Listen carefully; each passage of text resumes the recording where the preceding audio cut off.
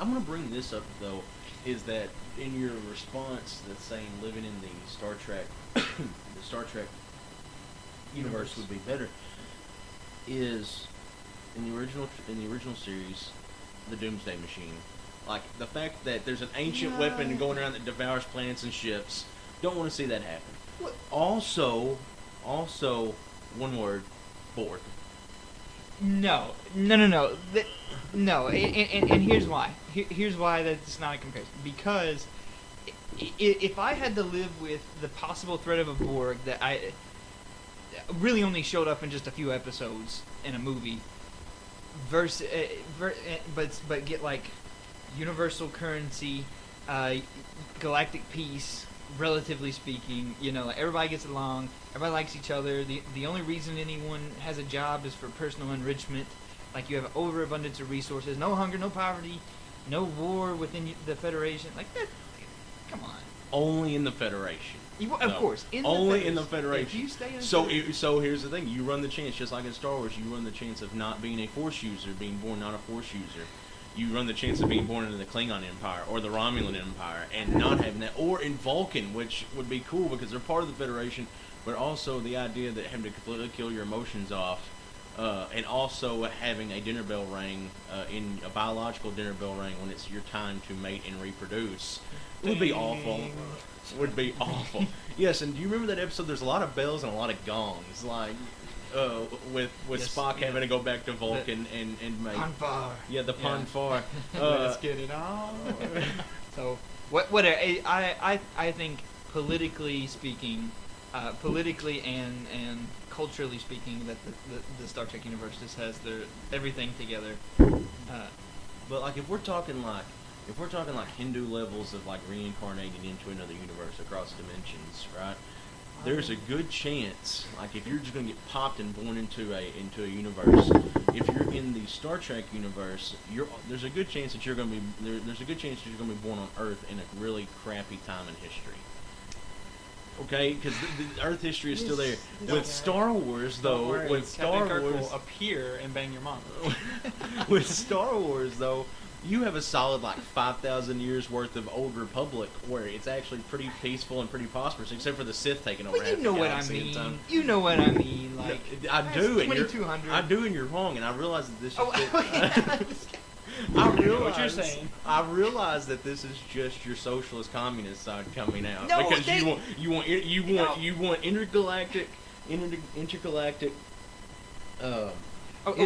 currency. Perfect peace. Jobs that don't really have any money, but except for just the advancement of humankind. That sounds like a communist. For the listeners, no, I am not a communist, nor am I a socialist. I feel like this is the Joseph McCarthy here. Yeah, this is what this is. I'm telling you, like, I'm going to send you an article that you will love, and I really looked into it. It talked about the economics of the Federation, and it talked about what is a Federation credit. Why does everyone say they don't have money anymore? And they talk about basically being in a post-scarcity economic society, so where basically, our society is built upon the idea that there is scarcity of resources or there's scarcity of currency, and therefore that's how you can barter with it. That's how you can sell and trade. And in the Star Trek universe, they said that doesn't exist. There's such an affluence of resources that their economy functions not on scarcity. And I'm going to send you this article. It would take me an hour and a half to talk about the depths of it, but you would really like it, and it is not communistic. And he really goes that it is not a communist society. It is not wholly capitalistic either, but you do have people that do own property and do own houses and stuff. Kirk said that he sold his house, and so people buy and sell all the time, but not with money. And with that, you've just overheard an interesting conversation getting started. Welcome Yes. to the Nerdom of God Podcast. I hope that you are doing well. Yes, you with the shirt and the pants, and also you that is not wearing pants, which is kind of strange. Put them back on, please. You do you. And so, welcome. We're glad you're back. Hopefully, you've listened to the first episode of this podcast. If you haven't, go ahead and do that. You don't have to do it for the podcast now. Just know that we do have a mic plugged in this time. It is working, and it will sound much better than what it did last time. And we also have a new person here. We have John Franks, which is me, and then we have Joey Ward, and we also have our dear friend John Michael Trowbridge. Hi. And so say hi, guys. Don't be nervous. Okay, ready? 1, 2, 3. Hi. Uh, Guys. So, anyways, as you know, we are getting into this today, and we are not going to be discussing a whole lot of Star Wars. So, if you're not a Star Wars fan, you will be happy. If you are a Star Wars fan, don't worry, it's still in our hearts. It's really, really close to us, and there will be Star Wars references, but we will not be focusing on Star Wars today.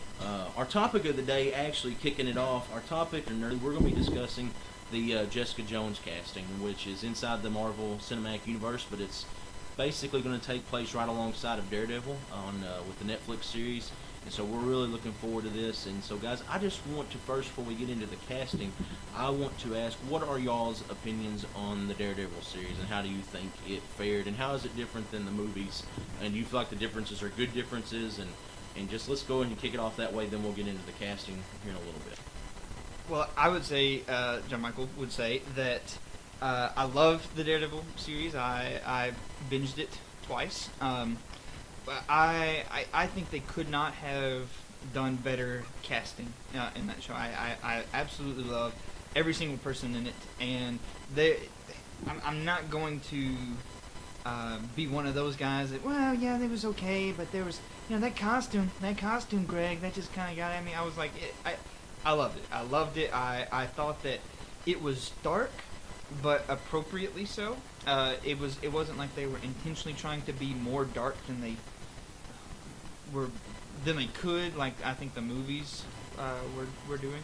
But they also, because it's a TV show, they really had a lot of time to go into the depths of these characters and really go into the religious roots of Matt Murdock and go into the friendship of him and Foggy, but also really kind of get into the Kingpin and Wilson Fisk and show how he is such an evil dude. But as I'm watching this, I'm like, I just really want him to take over the city. He just tries so hard. He's just trying to live in his dad's legacy and just be nice to people. And yeah, I just really want him to take over the city and just be a good Kingpin. But I think that whenever you can absolutely adore a villain while hating them, but also really, really be interested in each character's story, I think that's whenever you've got a really good show, and I love it. So Yeah, I think going off of that, the casting was just so perfect, especially with Kingpin, because they made the villain sympathetic, and they talked even a lot, like, with exposition in the story and other things about how Daredevil and Kingpin want the same thing. They're just going, about different routes doing it. And if you've not seen Daredevil, go watch it right now. Go to episode 2. Go to the last 5 minutes. It's just amazing direction. Like John Michael said, the darkness of the story, it felt real. It kind of felt like a Gotham-type city at times. And how Matt Murdock's compassion for Hell's Kitchen and his Catholicism, they actually, like he said, in being a show, they were able to take the time and really spend some time with the aspects of the character in that way. And so I think that, going into these other Marvel series that they're releasing on Netflix is going to be just like fantastic for the fanboys of the world, because they're going to do these characters in this world justice. I really liked Daredevil for the simple reason of that Daredevil was an interesting series in the fact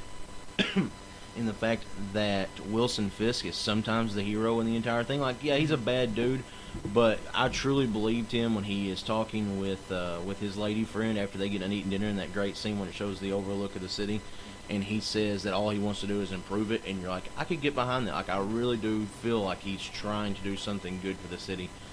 Also, I think with Matt Murdock, I think they did a great job. The only thing I would ever have to complain about this series, because I feel like it captured it perfectly. We don't see street fighting. We don't see crime fighting on a day-to-day basis in the Marvel Cinematic Universe. We see them defeating the Chitauri and going after Thanos and going after Ronan the Accuser. We see all these amazing things, but what we don't see is who's protecting the streets of New York, who's protecting the actual people. Spider-Man. that are having to live through us, and it's supposed to be Spider-Man, Yeah. but because of the showdown between Sony and Fox, we didn't get that. But we did get Daredevil, and we are going to get Jessica Jones and Luke Cage and Iron Fist and everything that's coming up. But what I didn't like is that they made callbacks to the Avengers movies and everything else. But what I would have really liked to seen is just while Matt is talking, you could add it in digitally, but see Iron Man flash across the sky as he because Tony's out there doing stuff. Yeah. Like you add that Don't they that show detail the in. Avengers Tower at one point? Yeah, they Yes. show the Avengers Yeah, Tower, and but so- more things along those lines, or more news. Tony Stark did this, or Tony Stark did that, or a new over the if you do it over the news channel that at the Museum of Natural History they're going to talk about Captain America and his place when it comes to human biology. Stuff like that, I feel like would have been. I don't feel like it'd been forced, but I feel like it'd been world building. It's just those details that really help. Well, I think they did just a good enough job to make those callbacks, but not not make them too much, because this is its own story. Like it takes place in its own universe, and because we read the comics and we see that so often, where it's not uncommon for somebody like in Matt Murdock's office to say, "Whoa, did you just see Spider-Man swing by? Well, this guy just swings by. He can do that, But in the medium of a show, or even as a movie, I feel that doing it any more than they already did would have detracted from it. I think they did a great job, and it made me more interested in this guy's story than in the universe itself, which in the comic books, that is the main character, is the universe. So.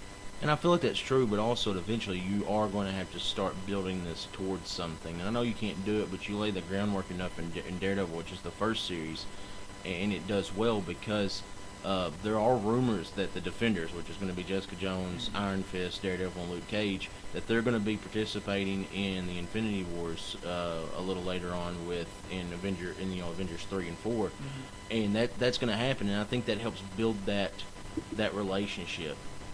I feel like that helps build that relationship. Let's go ahead and get into casting before we get too far down the rabbit hole. Who are y'all really liking from the cast of Jessica Jones? Which I know what I have a good idea of what I think who everyone is going to be focusing in on, but I just want to see what y'all have to say. Well, I'm kind of the opinion that I just want Idris Elba in everything. So like I like Mike Coulter as Luke Cage, but I'm like, yeah, but just not Idris Elba though, it's just not Heimdall. I'm kind of scared with Carrie-Anne Moss being in it, just because of her very flatness in most of her movies. I feel at the end of the day, I'm just gonna confess and say I don't really know a lot about Jessica Jones or the Defenders in general. I kept up a little bit with Daredevil, but overall I spent most of my time with X-Men, Spider-Man, and the Fantastic Four. And so after kind of the 80s or 90s, I didn't really get too involved. So I don't know these characters very well, and so it's going to be tough for me to really say I like this person as this character, because I can't, you feel me? You know what I'm saying? I don't like characters well enough to see whether or not they could bring life to it. I get what you're saying. I think everyone is pretty good. I feel like the casting is fair. But if you look at the casting of Daredevil, like you wish, like the big haul, of course, is, and I never can pronounce his name right, so I'm not even going to try, and I'll let one of y'all do it, but the guy who plays Wilson Fisk. Good Lord. D'Onofrio. Yeah, I can't pronounce that. I'm not Italian enough to do it. But I think with him, he was the big haul for Daredevil. Yes. Also, Rosario Dawson was too, because she's basically like been in every nerd movie ever made. But I think the big one that everyone's focused on is going to be, of course, David Tennant as Kilgrave. Like, because everyone loves David Tennant. If you don't like David Tennant, I don't like you. Like, that's the way I feel. Is that your Doctor Who? No, he's not my Doctor Who. Matt Smith is definitely my doctor. Okay. My doctor's Matt Smith. He's who I started with.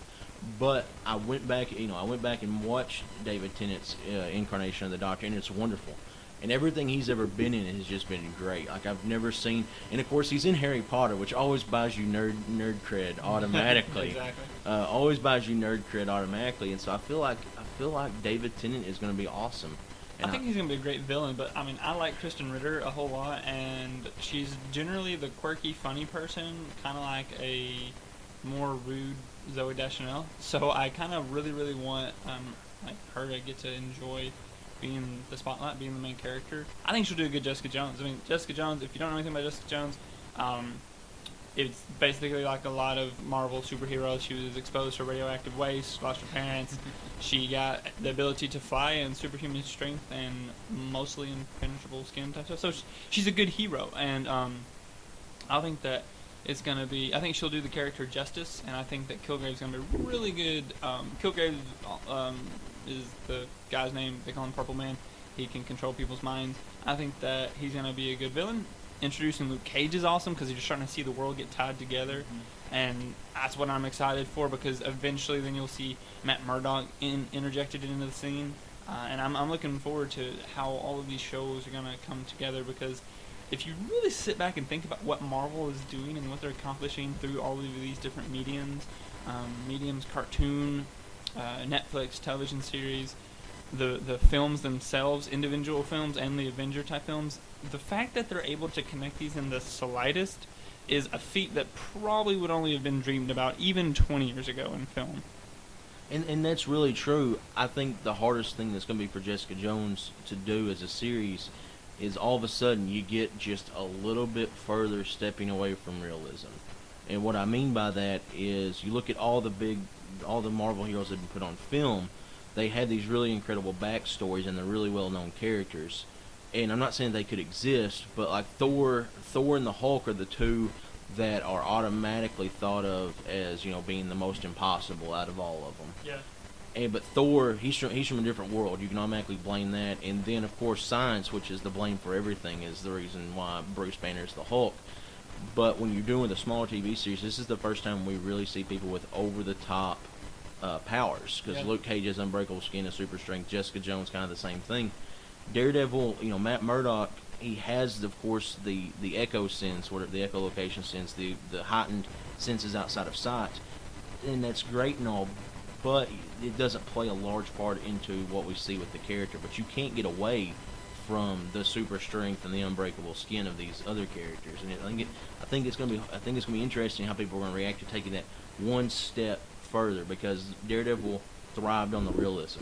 That this is a real crime-fighting guy beating up bad dudes. True, and he also got his butt kicked a lot if you watch the series, and so you kind of can sympathize that he's not like, Thor, Iron Man. He's getting bullets shot at him. He's just like, hey, stop that, and then he kills him. No, he's like getting the crap kicked out of him by normal people at times. But the bullets stay in him. The bullets stay in him. But I think if you watched shows like Heroes, and there's that new show called Powers, that like culture and our pop culture, our world is beginning to be more and more okay with seeing this, and I think that because they introduced Daredevil, I think because they had the callbacks to the otherworldly type stuff with the Avengers, I think Jessica Jones is going to fit right in, and maybe a little tough at first, but if they do a good job and it's directed well and they don't try to rush you and just force it down your throat and let you really care for the character first, I think whatever she does, everybody's going to enjoy. I agree, and I'll also remind everyone who has seen the show that they do some pretty supernatural stuff too with Madame Zhao, I think was that her name? Mm-hmm. Yeah, with Madame Zhao, where her and the stuff she did was kind of spooky, and people were like, whoa, that's crazy. So they planted the seeds of that. But also you've got another Marvel TV show such as Agents of S.H.I.E.L.D., which people generally do like. I have not watched it, but they do some pretty wild stuff in that too. And I think if you kind of do the happy medium between the darkness of Daredevil and the realism of Daredevil, and then kind of the over-the-top superpower stuff of Agents of S.H.I.E.L.D. and keep that there, I think I'm almost certain Jessica Jones is really going to fit in and do pretty well. And I didn't say that it's not going to fit in. What I was just trying to say is that it's going to be a little more difficult to achieve than Daredevil was, because Daredevil basically prided itself on the idea of realism, that Murdock needs Rosario Dawson's character to fix him up because he's about to die. He was In a dying dump- he's in a dumpster. he was dying in a dumpster.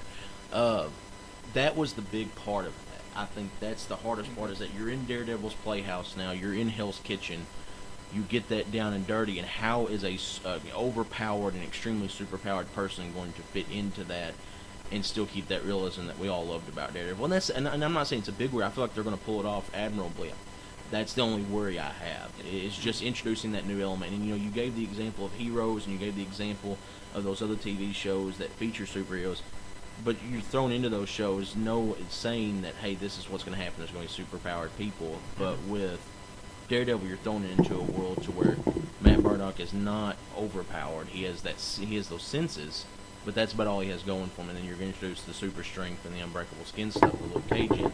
And I think it's going to be different. That's all I'm saying. It's just going to be different. I agree. Sure. And they also are going to have the Punisher too, which I am beyond stoked for. I don't know which I'm excited more about, is that you're going to have the Punisher put in Daredevil Season 2, or that John Bernthal's playing him. I'm not quite sure Both. which The answer is yes. Yes. The problem is, I think not the problem, I think what my point is, I'm excited that they've got that guy playing him. No, yeah. He's gonna do it so friggin' well. His Twitter picture, he put up on his Twitter feed was awesome. He just put in all caps, "Punish," and then it's his face, like eyes up, and it's just a wall of guns behind him. And I'm like, yeah, that's the way it's supposed to be. That's the way it's supposed to be. And John Travolta is nowhere in sight. Listen, everyone makes fun of that film. That film is great. That Let's not talk about it. All right, John Travolta might have not been the greatest, But you're gonna talk about it anyway. but I feel like Tom Jane. I'm just gonna say this. Tom Jane, I feel like, did an excellent job as a Punisher, and also it had John Panette in it. And if anything with John Panette, the comedian, rest in peace. Rest in peace. With him being in it, I think is wonderful. And I feel like Tom Jane did an underrated job in that film, and a lot of people hate on it. And there's parts of it that are unwatchable. But when it come down to where I feel like Tom Jane was this stoic character who he's driven by vengeance and vengeance only, which is the way the Punisher's supposed to be if you're telling that origin story, I feel like it's great. Warzone was horrible. Punisher Warzone was horrible. Well, it's different. It was a bad reboot. But speaking of John Panette, I do still have your John Panette DVD at my parents' place. So from like 8 years ago. I've been trying to figure out where that was forever. Yeah, I've even been remember. looking for it because I wanted to watch it, and now we know. I don't think it plays anymore. I think it got left out of the DVD. But I'll see if I can't burn it for you. Get it back to you. Just for justice sake. He's dead. You realize that, right? Though, if you return my DVD in horrible condition, you are spitting on John Panette's grave, pretty much. Yeah. Well, he wasn't dead when I borrowed it. Because you didn't give it back is the reason why he died. Oh, okay. Cosmic How justice. do you sleep at night? All right, let's go ahead and move on to our trilogy of the day, which this time around is going to be our favorite graphic novels of all time. Just to let you know, graphic novels isn't just regular comic books, and it is not just comic book issues. They're longer. They're longer, and also some of them that we're going to talk about are collections of individual issues that have been put together in graphic novel form. Others are standalone stories that have been told, and so you're going to see kind of a wide range. You're going to see Joey is going to be kind of the odd one out because he doesn't mention Alan Moore in any of them, and I want to hear what his reasons are for that, because Alan Moore is simply one of the greatest comic book writers of all time. And so I'm going to let Joey go first. What we're going to do is we're all going to run down our list, our top three, and then we'll let Joey start explaining first. So we're just going to run them down real quick, and then we'll start talking. Yeah, so mine, as far as 3-2-1 goes, is House of M, 300, and Batman Year One is my favorite. Yeah, I also like Batman Year One, but that is my number 2. My number 3 is Hush, then Batman Year One, and number 1 is Watchmen. My number 3 is Batman: The Killing Joke by Alan Moore, and then I like the, I think it's volume 20 and 21 of The Walking Dead, where it's the Negan storyline, which is really, really good. And then my number 1 is Watchmen by Alan Moore. And so we're going to let Joey kick off and tell his reasoning behind that, and then me and John Michael will tell him why he's wrong. Yes. Oh, thanks, guys. House of M, Marvel, it's a very interesting comic. It has a ton of characters. You get to see Scarlet Witch sort of distort all of reality for the mutants due to some tragedies. If you've not ever read it, I would definitely suggest going and reading it. You're left with basically the Spider-Mans, the Captain Americas of the world to sit back as heroes and try to figure out what the freak just happened, where did all the mutants go, what is the world now, and Wolverine, as it seems like every big Marvel story, is somehow in the middle, and the guy that like, oh, I'll fix this by just going into this different time or different reality or different whatever. But it was just, I just remember reading it. It came out in 2005, and so like a decade ago, and I just remember it being a lot of fun, a lot of character. My uncle, who kind of got me into comics, is the one who had originally talked it up to me, and yeah, I've just loved it ever since. 300's the other one. 300, I watched the movie before I read the graphic novel, but after watching the film and then reading the graphic novel, 300 was just gorgeous. Like, the storyboard of the movie must have just been the pictures out of the graphic novel, because it looked so similar. The story was so fun, so good, so outlandish and gorgeous. I loved what they did with character Leonidas. I mean, like, you can just walk anywhere and just, this is Sparta, and everyone knows what you're talking about. And on top of that, just getting to see 300, I remember in my high school, the people that turned me on to it were like the cool nerdy kids, and so I just kind of felt like, hey, I'm one of them because I like this too. But you were never cool, Joey. Whatever. But my favorite would definitely be Batman Year One, and I'm just kind of flew through my 3 and 2 to get to Year One. Year One, they also made a movie about it, so even if you don't like to read, you can watch the animated movie. It's just awesome. I mean, it's a Frank Miller. It's a fantastic story. It starts with the origin of not only Batman, but it also gets you going with Commissioner Gordon, or Jim Gordon at the time, Lieutenant. And it's just such a good story because you're introduced to Gotham. You're introduced to this sort of late '80s feel, and you're able to kind of take in Bruce Wayne and see the lengths that he went to be Batman, the things that he didn't start out perfect. He's not the Batman that we all know. If you watch the movie Batman Begins, you'll see kind of a lot of callback to Year One and a lot of kind of parallels, and I think Christopher Nolan was right to echo some of that stuff that was in Year One. You get to see Batman fail and kind of mess up. You get to see Commissioner Gordon realize who he is, and so you kind of get this sense of Commissioner Gordon seems like the one who's not going to break, like kind of like Batman, and he ends up making mistakes himself. And so it's this very pretty story of getting to see these characters whose will is what perpetuates the story, but like their lack of perfection just makes it more real and makes you feel more for the characters. And just the way it ends off the bridge, if you guys remember just how it ends, it's just amazing. It's everything you want to see a Batman story be, and so that's why Year One's my favorite. And see, I think the problem I have with Year One being number one, and just you leaving Alan Moore out in general, which I'm still really bitter about, was when I heard you say, is that with my number 3, actually, I feel like trumps your number 1, because I feel like The Killing Joke is actually the quintessential Batman story, because you've got the Joker involved in it. And I feel like now that it's just, we do the comics and everything else and the movies, is that Batman and Joker kind of become inseparable. And so what I want to ask you is this, moving away from that, is what I want to ask you real quick, Joey, and I'll let John Michael kind of throw in too if he has any statements about why do you seem to like Frank Miller better than you do Alan Moore, because you didn't put him on the top 3. What about Frank Miller? Because he's the one who wrote 300. He's also the one who wrote Batman Year One, and also he wrote The Dark Knight Returns. And so why do you feel like you like Frank Miller as an author? I don't feel as dumb when I read Frank Miller stuff that I do when I read Alan Moore stuff.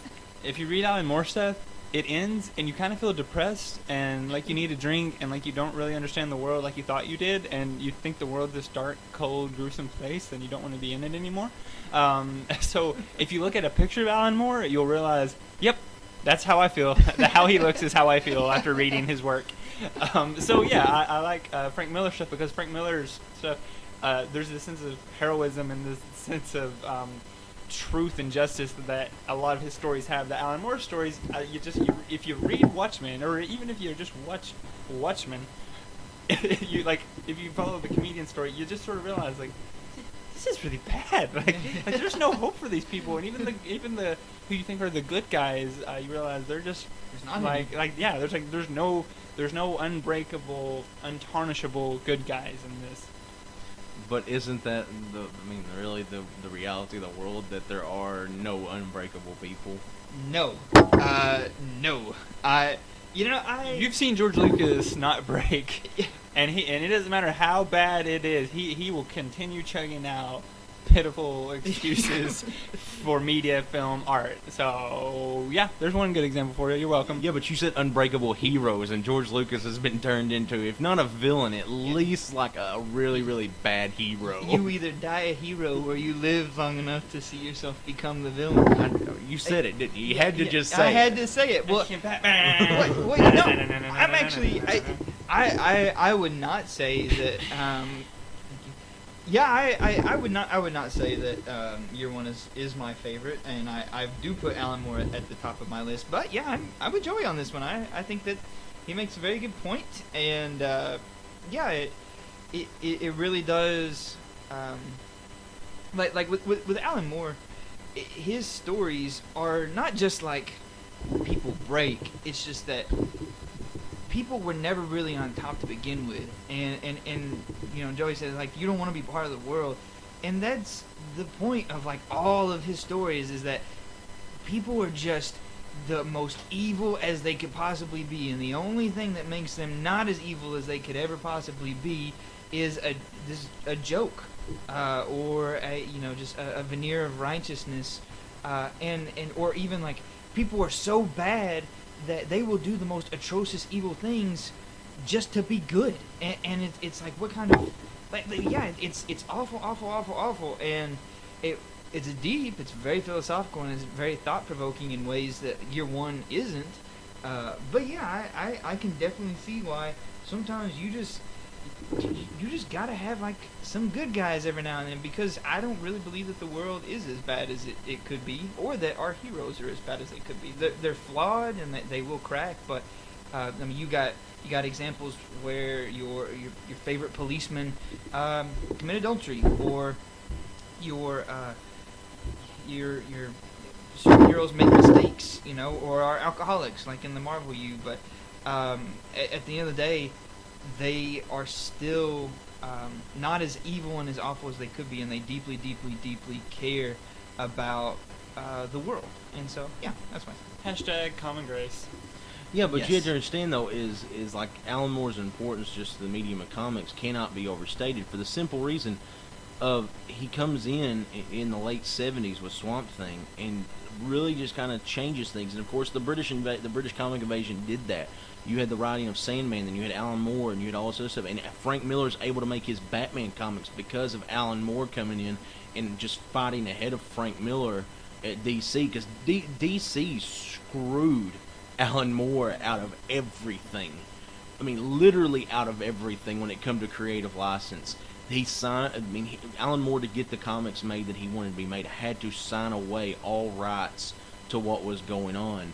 And I feel like the reason why I like Alan Moore so much is that I feel like more than a lot of comic book writers, he understands the depths of human depravity. Now, that's what he focuses on, and it can, as you say, it can leave you depressed.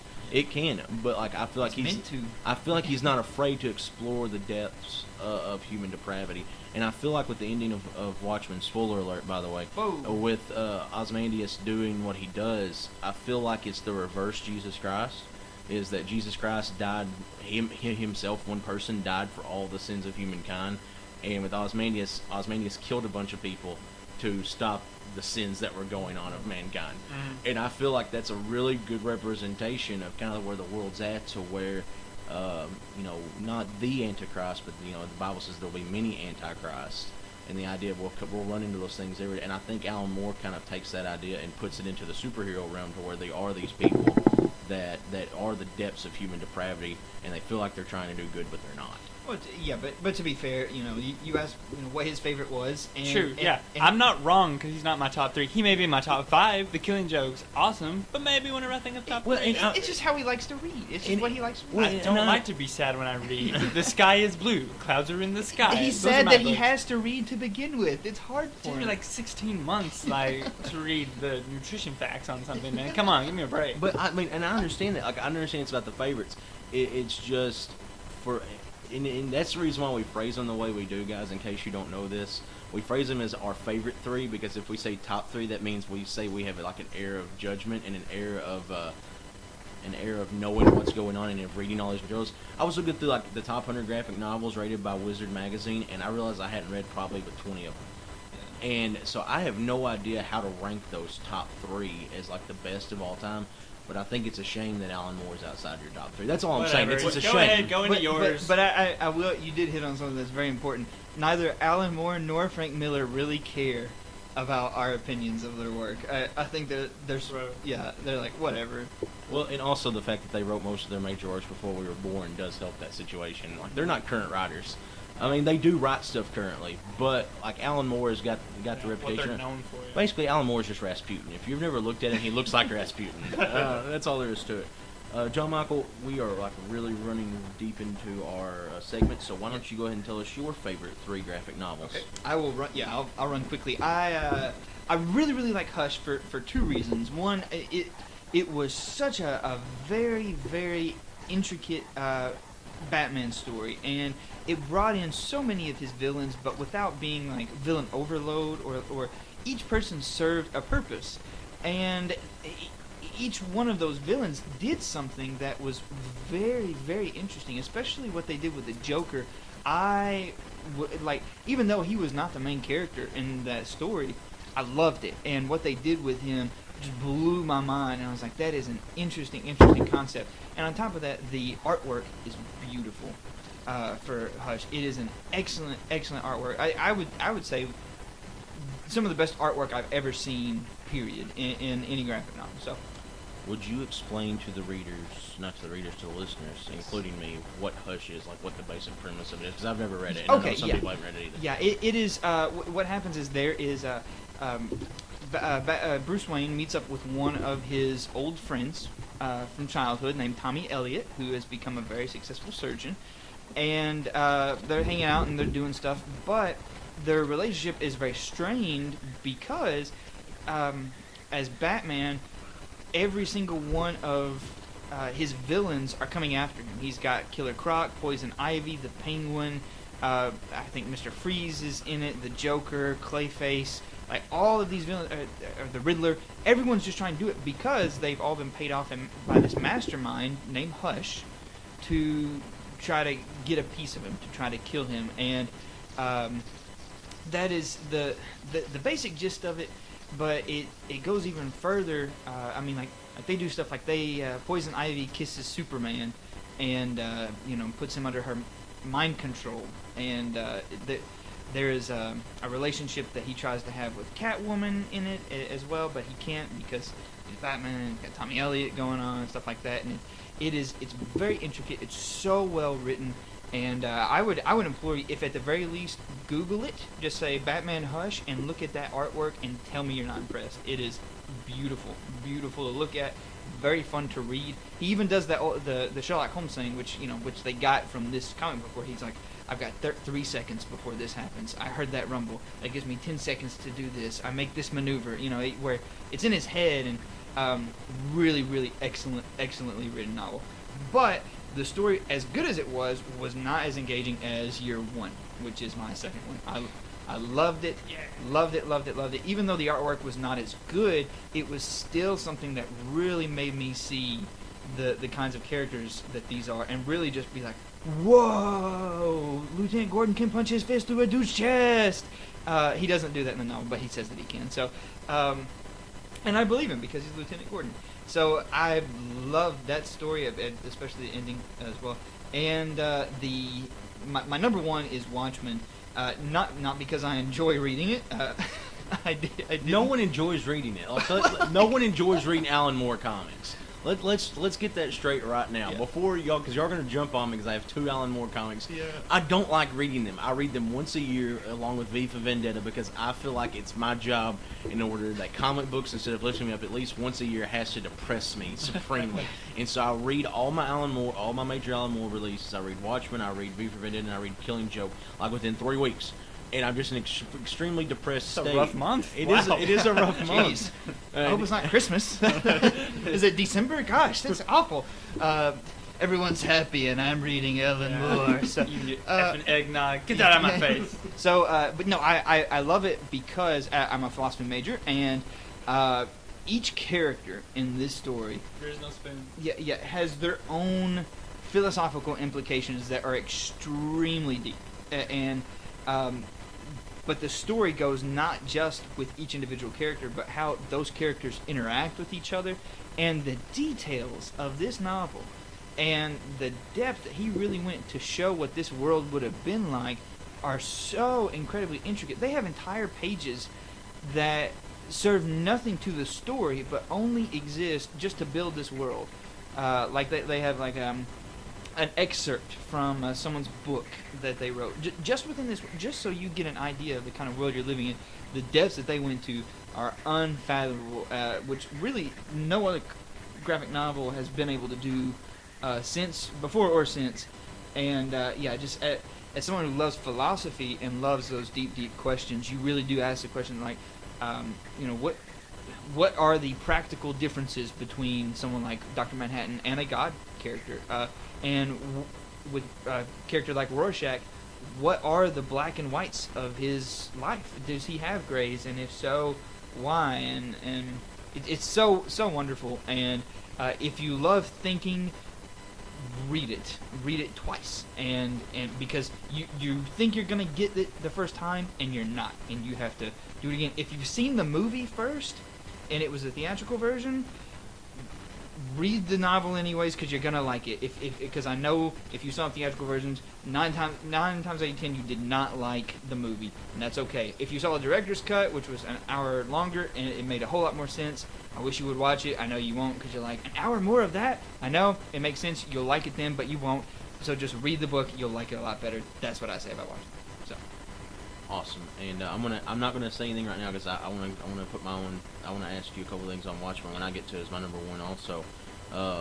But just real quick, my number 3 is The Killing Joke by Alan Moore. It's the prototypical idea, the prototypical story of Joker and Batman.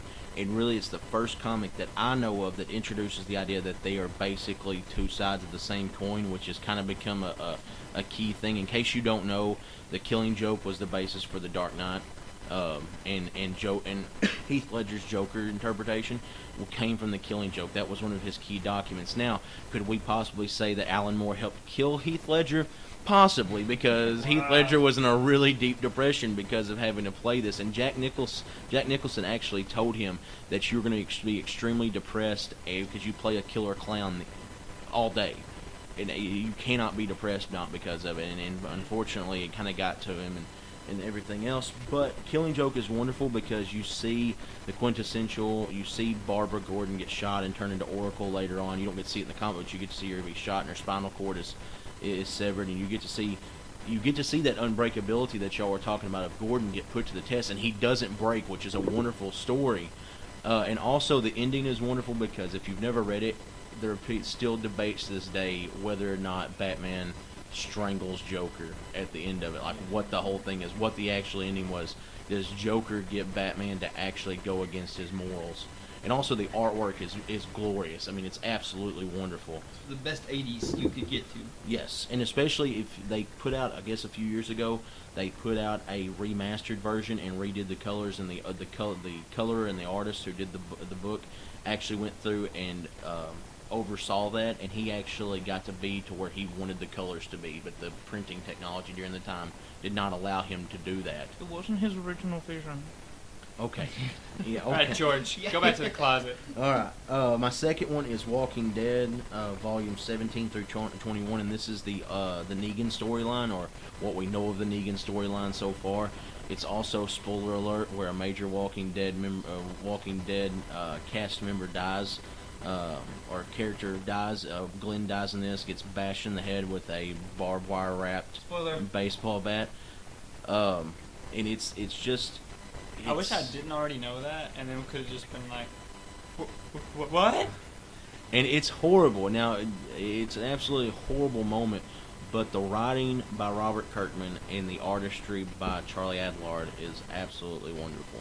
It's a wonderfully well written story. Also, you get to see how Rick's going to react. Also, this set of storyline is actually, you get to see a greater sense of the world that we're living in. We expand beyond the group for like the first time, because we get to see Alexandria and we get to see several other places that like Hilltop and all these other places. We get to see it, and it expands the universe a little bit. And my number one is Watchmen. And I really love Watchmen for the simple sake of it was the first comic I ever read that heroes weren't the good guys. That that the people that people determine that were going to save us were not the good guys. Also, it is a great Cold War view. Without the Cold War, the story doesn't work. And so I love the history side of it. And also, I feel like it is the closest that humankind has ever been putting into graphic novel form of Friedrich Nietzsche, and if you stare into the abyss too long, the abyss stares into you. That's the whole vibe you get from the entire story, and as John Michael said, the philosophy and everything else. And one thing I did want to ask John Michael, because of the philosophy background, and this is his number one, Rorschach, the black and white, that's his big deal. But also we see in the story that he has this whole sense of traumatic past that happened. Do you feel like Alan Moore believes that you cannot have a black and white sense of the world if you do not have a traumatic past, and there has to be trauma involved? That is very interesting, because he also did a Batman story, which that was his whole story, was, he had severe trauma. I don't really know. I don't really know what Alan Moore thinks. I haven't read enough of his writings other than The Killing Joke and The Watchmen, but I would say at least that no, you don't have to do that. I just think that you understand the ugliness of that dark side that you oppose better, and I think that whenever you do have an ugly past like that, you are less likely to have as many gray areas. I mean, like, you can take a look at the South as well, and how everyone, pretty much just hates alcohol, and that's, that's the devil's drink and all that, and that's because, not just because they were told about it, but it's like, I can tell you so many horror stories of alcoholism. Everyone in the South has a story of alcoholism, and that gives them so much less of an opportunity to have a gray area to it, to say, well, some people can like it and some people can't, and they say, oh, like, I've seen the ugliest it can be, and I just say no, never. And I would say that for Rorschach especially, that may have been his side, where I've seen it as ugly as it can be, and you just don't walk away from that. So that's what I would say with that. Very cool. Also, Watchmen was one of the first things that I ever saw where I saw and read something that I wish really existed in real life, because the comic that the kid reads beside the newsstand the entire time about the guy being trapped at sea, the Black Pirate. The Black Pirates. I feel like I would like to read that series. Yeah. Like, I wish it was a true thing. Like what you were talking about, the world building. Yeah. I think that's an excellent example.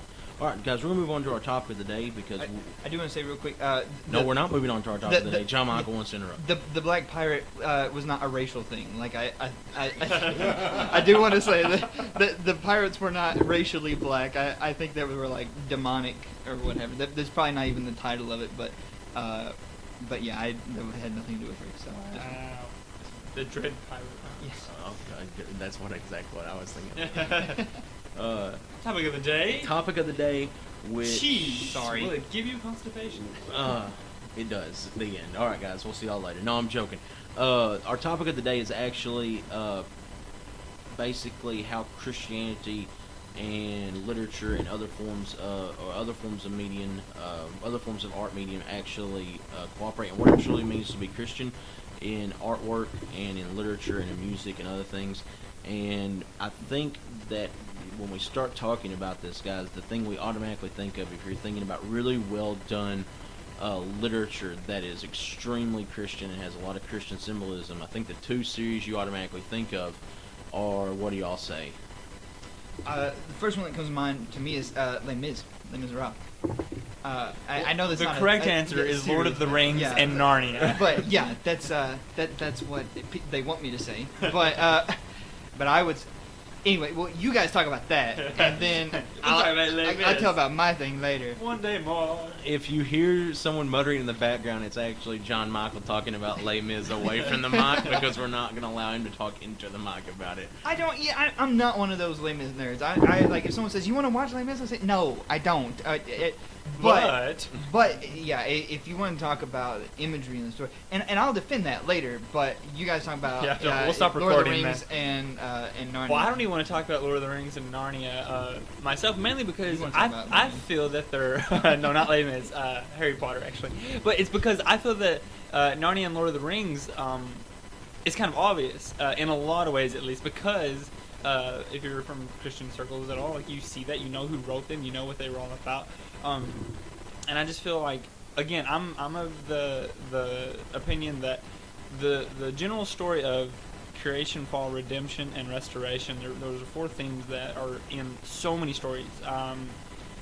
Friday night I watched Cinderella, the live action one. It was with a girl. Don't worry, I didn't just watch it by myself, but. Watched it, and then like literally the story opens up with like everything was happy and perfect and the family was together and everything was peaceful, and then oh no, and death! Then they died. Yeah, and then they die. It's and then they died. It's like, and then it goes dark, right? So like there's creation, everything's happy, then there's a fall, like bad things happen, there's death. And then the whole story. And as John Michael would say, not John Thomas. John Michael would say, it's not a racial thing when he says dark. I just know that you know. Yeah. Wow. But no, and then all of a sudden, like, you get into this sense of like there's like the depravity and the darkness of the world, and everyone's unkind. The stepsisters and the stepmother, you know. And then like our main character, she meets what? A friggin' prince is who comes in.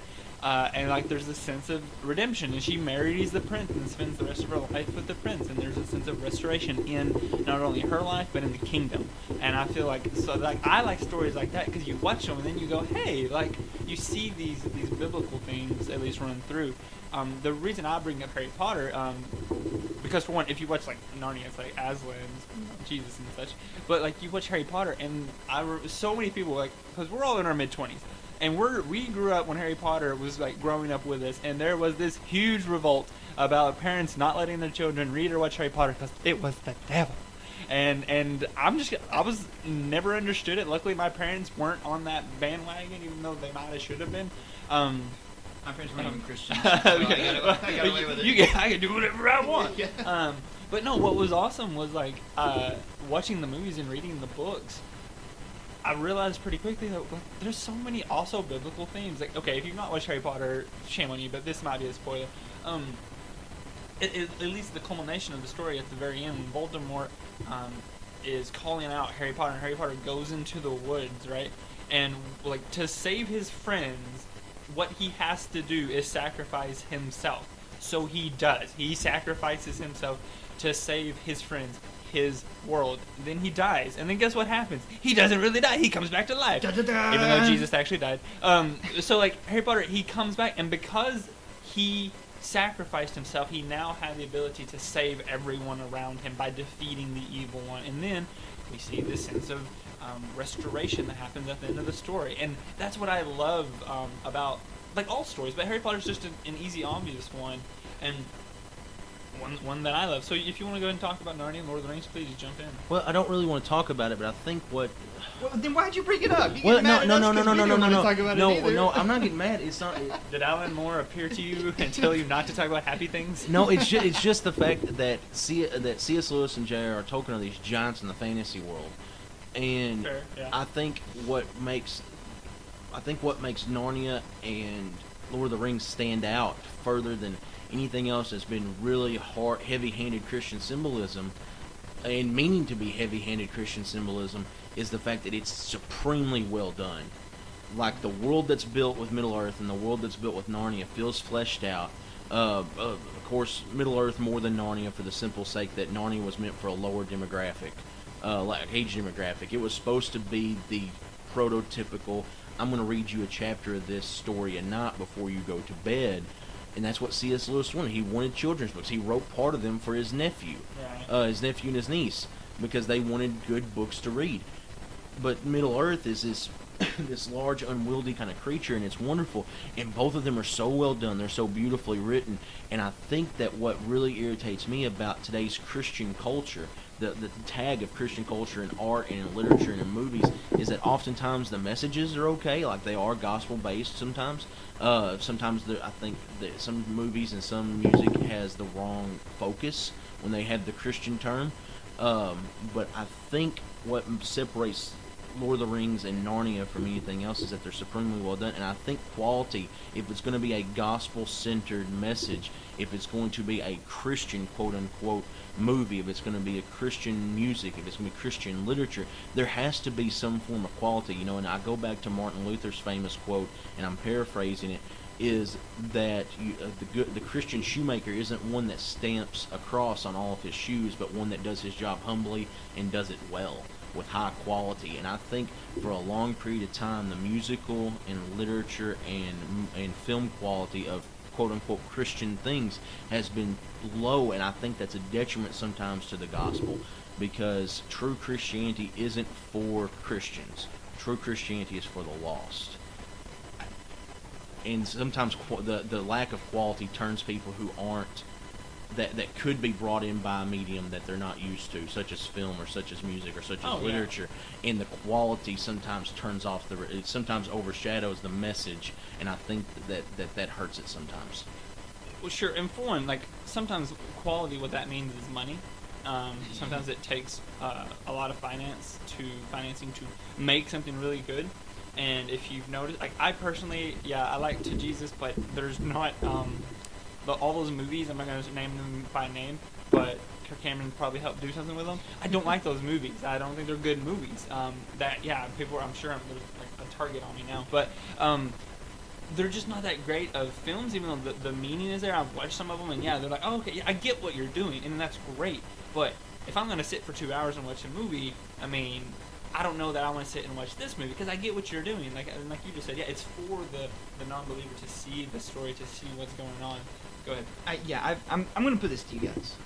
I'm gonna tell you what I think about this, and then I really want to hear your opinions on it. Okay. Mm-hmm. When it comes to there was an article I read that really kind of shaped my thoughts on this, and I thought a lot deeper into it. They said that the issue with most evangelical movies, not Christian movies in general, but just primarily evangelical movies.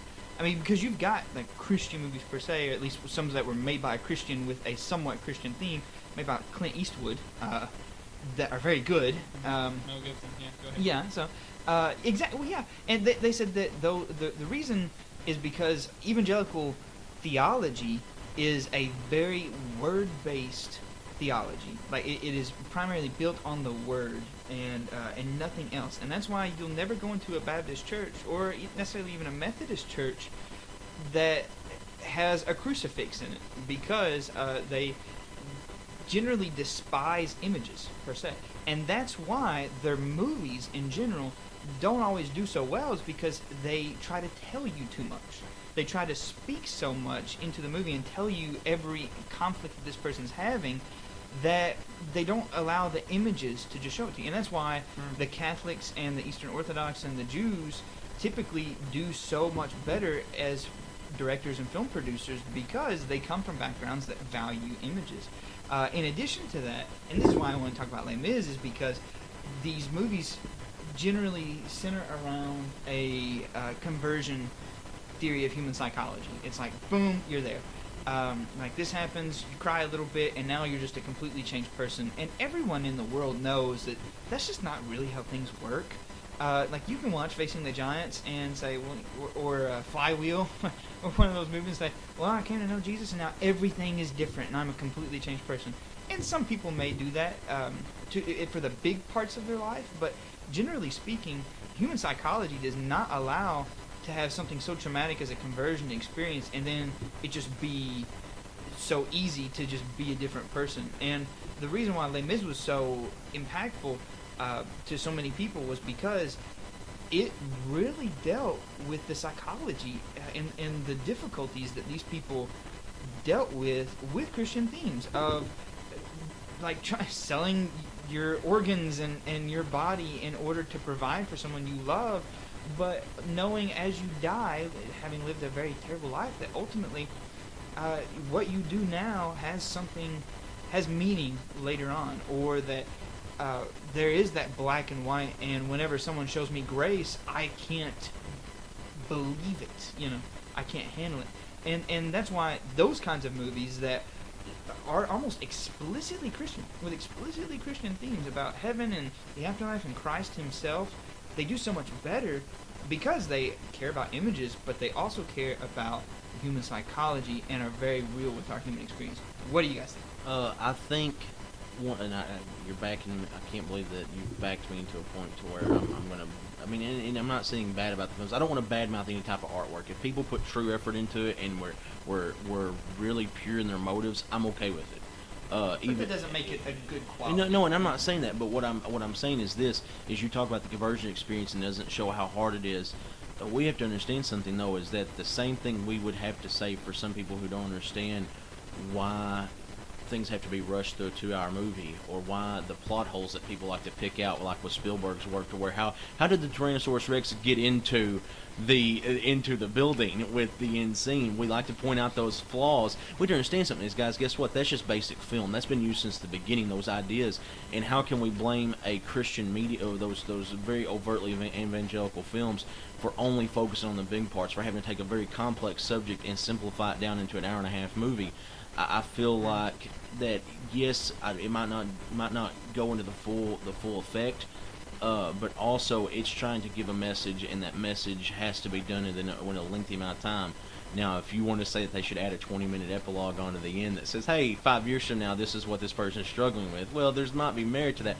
But what I'm saying to you, and I'm not saying that you're saying that, John Michael, I was just being facetious, but I think that the biggest issue is that you're trying to get that message across in an hour and a half, and that's the reason why that sometimes some things become more simple. And I come from a father who had his life dramatically altered by a conversion experience. How my dad walked into a church an alcoholic, and 3 Sundays later, because of God working on him, walked out not an alcoholic, not wanting, having like almost being an extremely changed person. And everyone that I've ever talked to that knew my dad before and after said that my dad was a drastically different person. Now, I'm not saying Dad hasn't had struggles. I'm not saying that Dad hasn't maybe been tempted. I don't know him. I was really young when all that happened. I just know him by the way my dad is now.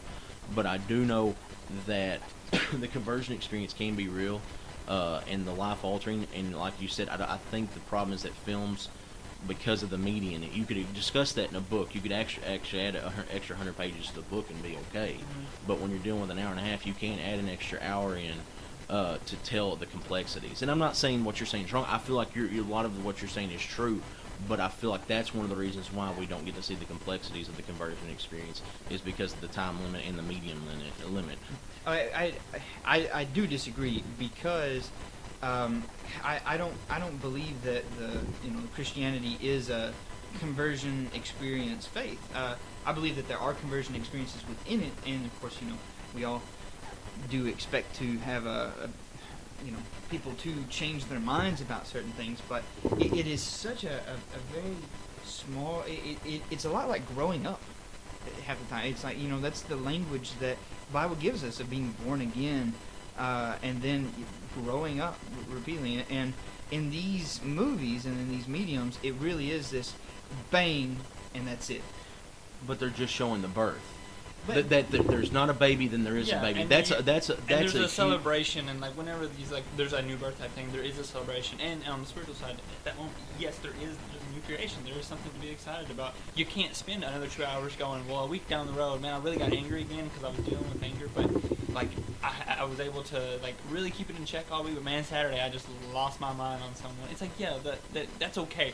for what the movies are and for what they're trying to do, I think it's totally okay. And you can't really talk too much about conversion experiences if you're talking about like Paul. I mean, you got drop kick, and then all of a sudden it's a different person, different work. He walked away, changed and different. I think that's just going to show that in these mediums, in especially a movie that's made for a really low budget with not always professional actors, with limited time and scheduling and casting and whatever else.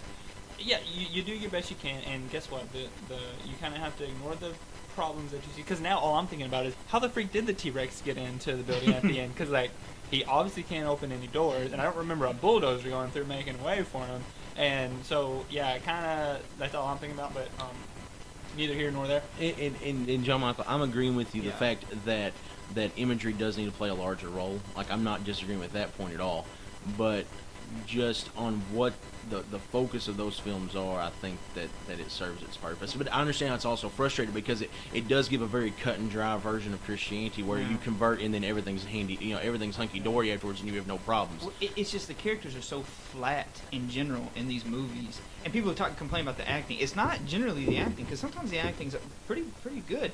It's just the characters in general are flat.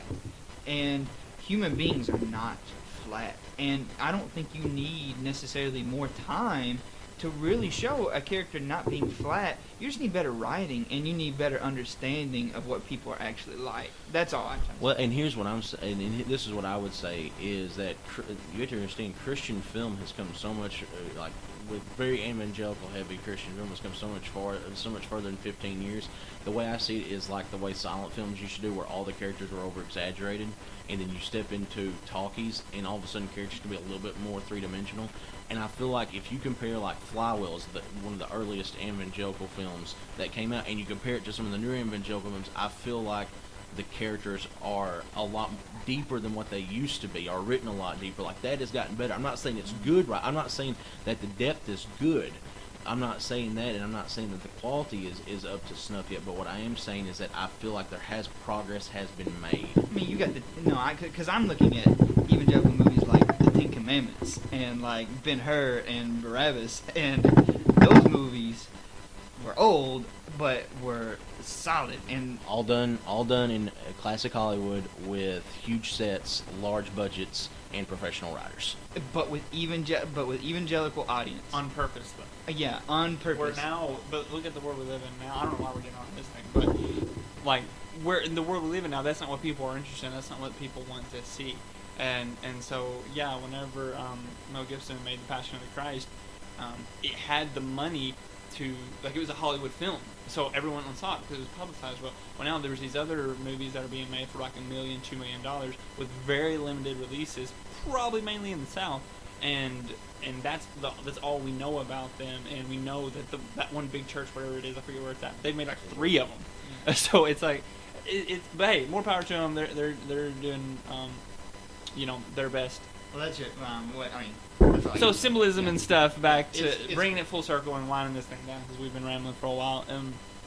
I think that when it comes to story in general, I'm excited for any time that I see something that reminds me that there is hope, that we don't all live in the Alan Moore world, and we don't all live in the Walking Dead world, where there's like this sense of darkness, this sense of no hope, this sense of perpetual just bleakness.